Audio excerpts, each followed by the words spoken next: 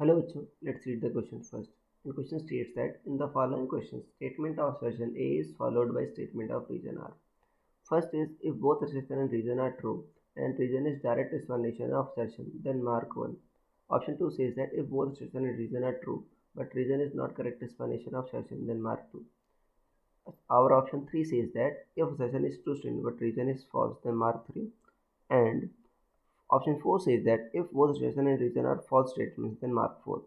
Assertion says that apparent depth of tank of water decreases if we view obliquely, and reason says that real depth decreases if viewed obliquely. So student सबसे पहले आपको समझना कि की concept क्या use हो रहा है इसमें.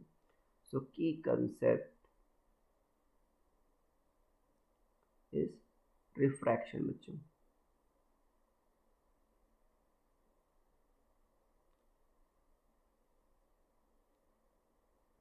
रिफ्रैक्शन क्या होता है बच्चों?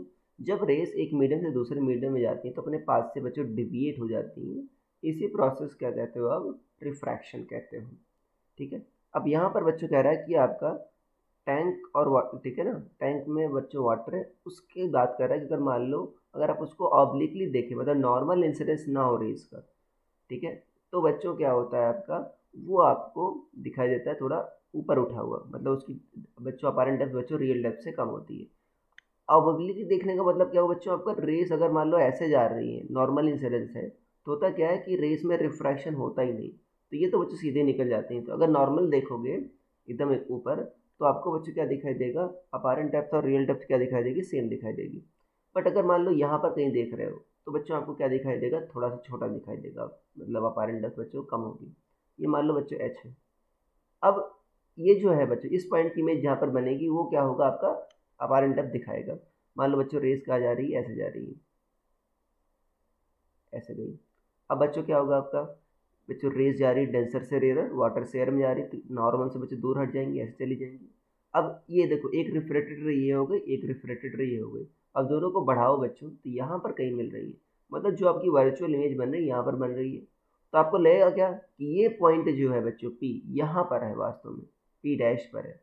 मतलब क्या आपको लग रहा है पी डैश आपका ऊपर है पी से, तो आपको क्या लगेगा? अपारेंट डेप्थ क्या है? कम है रियल डेप्थ से.